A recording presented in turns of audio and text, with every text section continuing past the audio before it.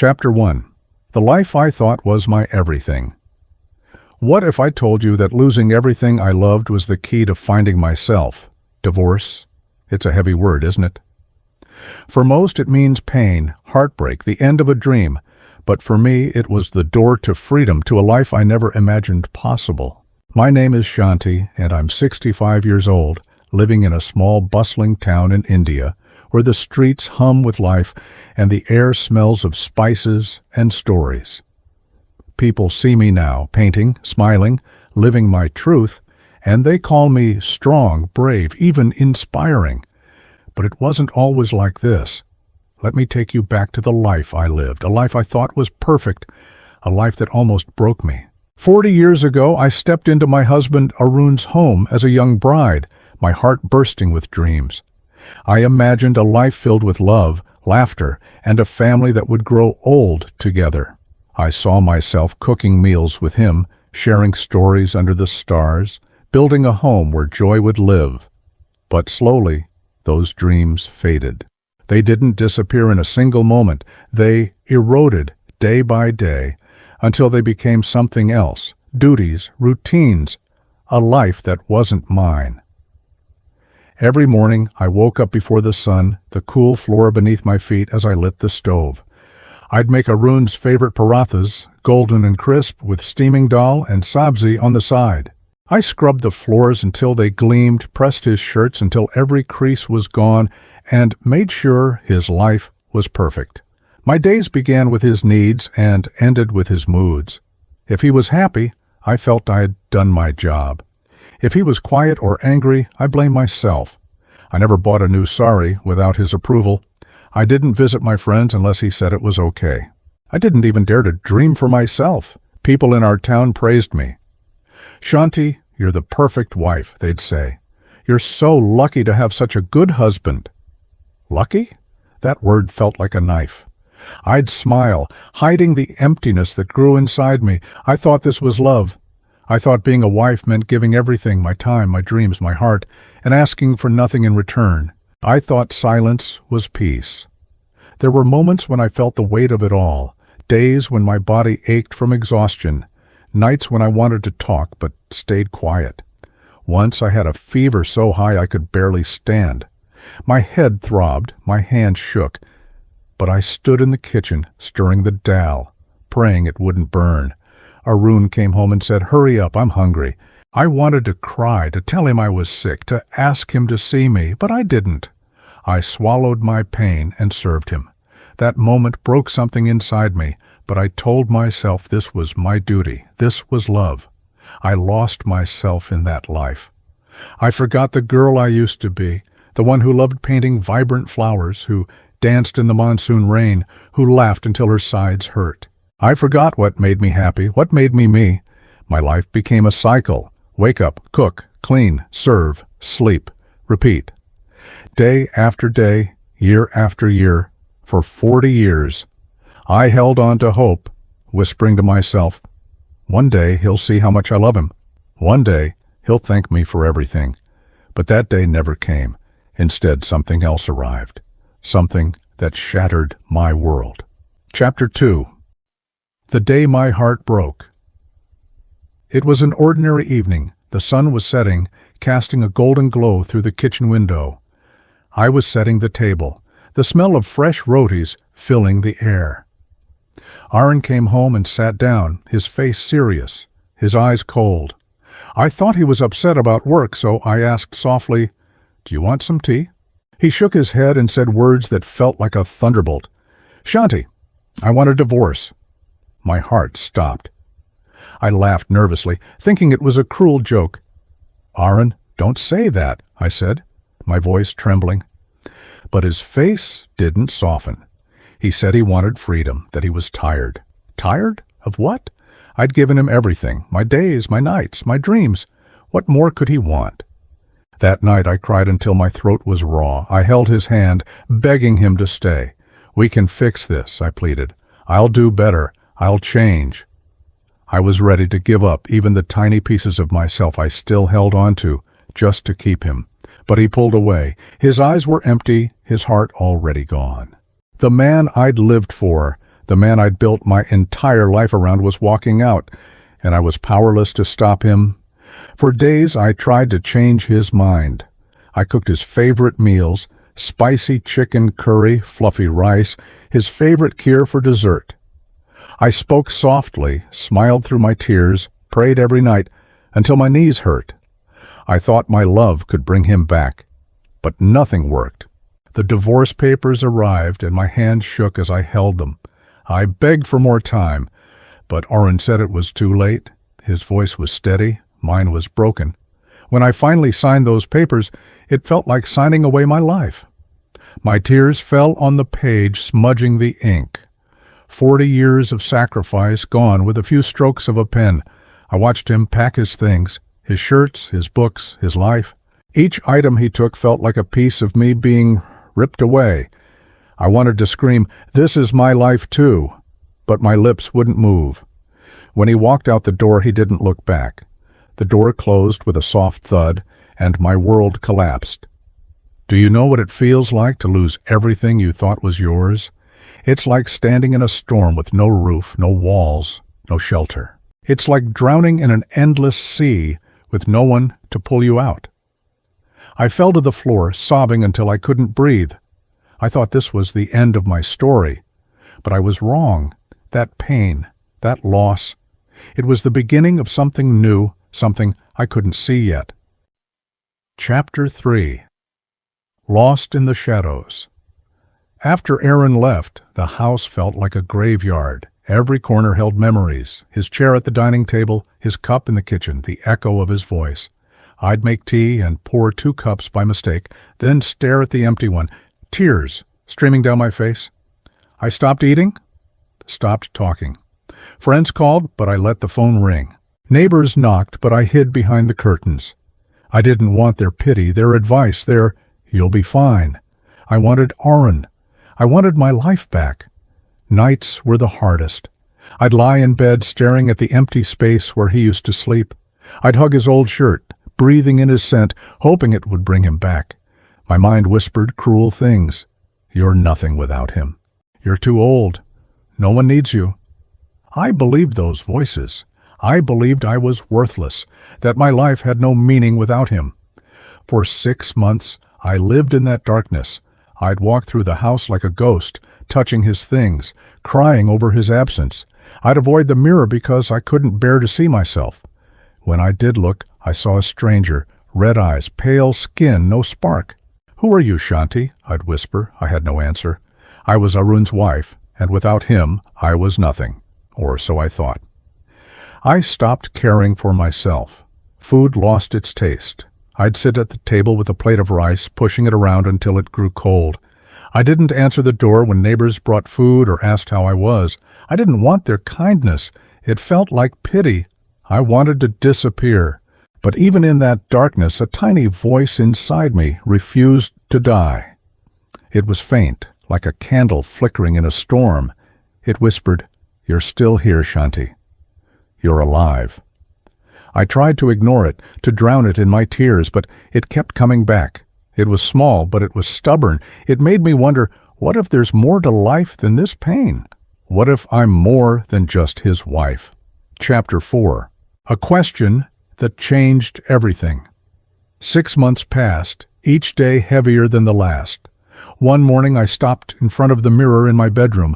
I didn't want to look. I hated my reflection. But something made me lift my head. I saw a woman I didn't recognize, tired, broken, but still standing. Her eyes were swollen, her skin pale, her lips weak. I whispered, "Who are you, Shanti?" My voice was soft, but it shook me to my core. For 40 years I'd been Aaron's wife. That was my identity, my purpose.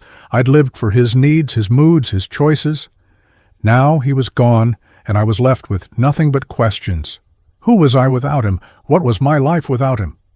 That question, "Who are you?" stayed with me. It followed me through the day, whispered to me at night, refused to let me go. I remembered the girl I used to be long before marriage. She loved painting vibrant flowers, sketching the hills at sunrise, dancing in the monsoon rain with her friends. She had dreams, a spark, a light. Where had she gone? I cried, not just for Aaron, but for myself, for the woman I'd buried under years of duty, for the dreams I'd let die. That evening, I found an old notebook in a drawer, its pages yellowed with time. My hands shook as I wrote, "I am still here." The words looked strange, but they felt like a promise.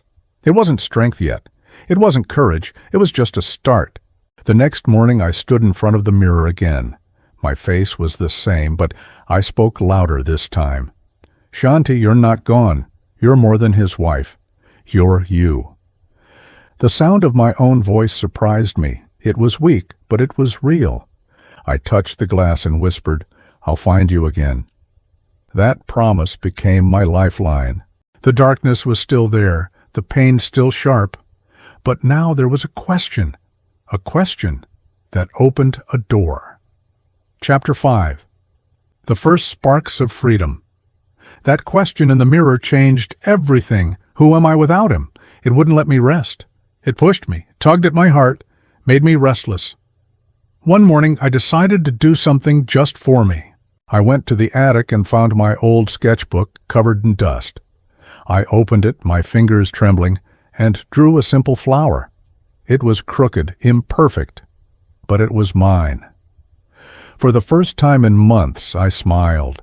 That small act felt like breathing again, like coming back to life. The next day I painted a sunrise, golden streaks across a pink sky. Then a tree, its branches swaying in my imagination. Each stroke of the brush brought a piece of me back. I remembered how much I loved painting, how it made my heart sing. I'd stopped because Aaron called it a waste of time, said it was useless. But now I was painting for me, and it felt like freedom. One afternoon, my neighbor Lakshmi came over. She saw my paintings leaning against the wall and gasped, "Shanti, these are beautiful. Can you make one for me?" I was nervous, unsure if I was good enough, but I said yes. I painted a lotus flower for her, pouring my heart into every petal. When I gave it to her, she smiled so wide it warmed my soul. She handed me a few rupees, saying, "You deserve this." My hands trembled as I held the money. It wasn't much, but it was mine, earned by my hands, my heart, my work. That night I sat with those rupees and whispered, "Shanti, you can do this."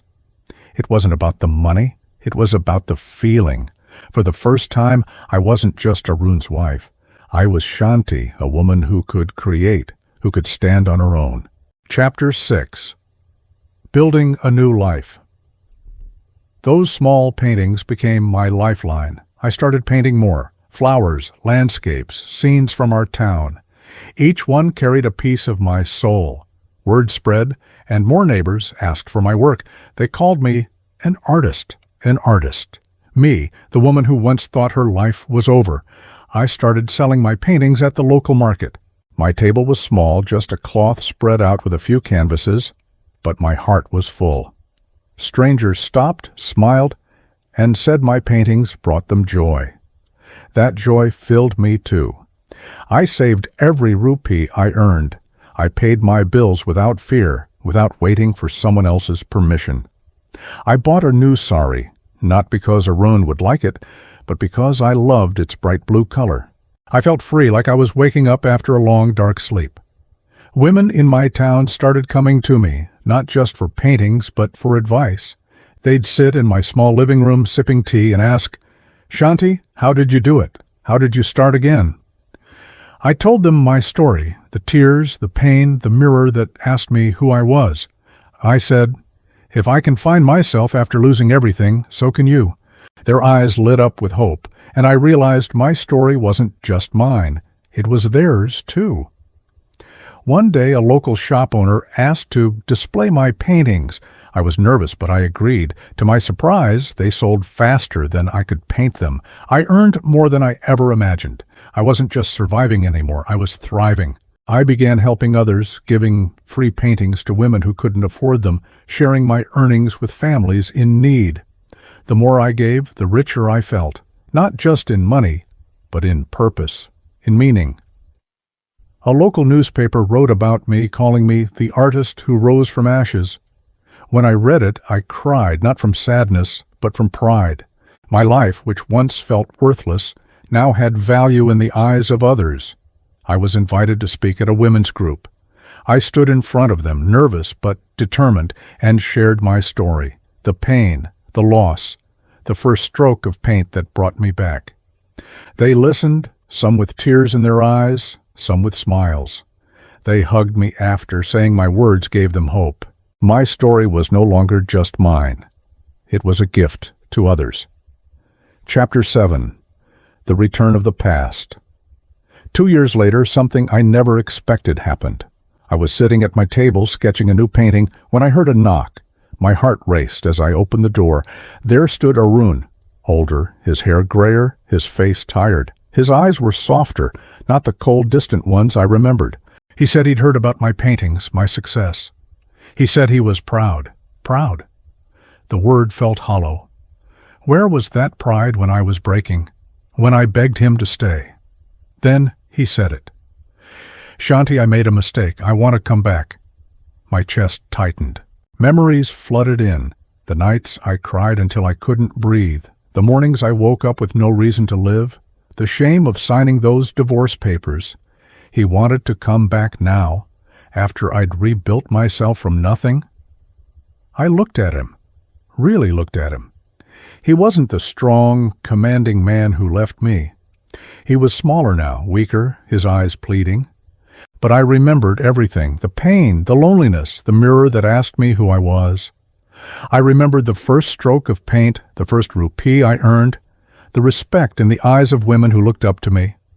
I spoke calmly, my voice steady. Arun, I gave you my life once. You walked away when I was on my knees. I found myself now, and I won't go back. His eyes widened, but I continued. I forgive you, not for you, but for me. I choose peace, and I won't lose it again. He tried to argue, saying he was sorry, that he was lonely, that we could start over, but I shook my head. The woman who begged him to stay was gone. The room was silent as he stood there searching my face. He saw it in my eyes. My decision was final. When he left, I didn't cry. I didn't fall to the floor. I stood tall, watching him walk away. I turned to the mirror and smiled through my tears. Shanti, you chose yourself, I whispered. That was the moment I knew. Divorce didn't end me. It saved me. It gave me a second chance at life. Chapter 8. The Treasure of Peace. Today I wake up with a smile, not because of anyone else, but because of me. My home is filled with colors, paintings on the walls, laughter in the air. I paint every day, pouring my heart into every canvas. I help other women find their strength, sharing my story to show them they're not alone. I tell them about the pain, the loss, the nights of tears, and then I tell them about the freedom, the joy, the peace that came after. I'm 65, but my life is just beginning. Pain taught me strength. Loss taught me freedom. The mirror taught me who I am. I'm no longer Arun's wife, living in his shadow. I'm Shanti, artist, dreamer, survivor. People ask me if I'd ever take Arun back. I smile and say, I gave him my life once. Now this life is mine. I don't hate him. I don't wish him harm. But my path is different now. My heart is free. My soul is calm. When I look at the sunrise, I whisper a prayer of thanks, not for what I lost, but for what I gained. Divorce didn't ruin me. It gave me back my life. It gave me the chance to start again, to find Shanti, the woman I was always meant to be. If you're hurting, if you feel lost, know this. Your story isn't over. There's a spark inside you, waiting to shine. Take that first step, no matter how small. Paint a flower, write a word, smile at yourself in the mirror. You are enough. You are more than enough. Like, subscribe, and share. Let's spread this hope together.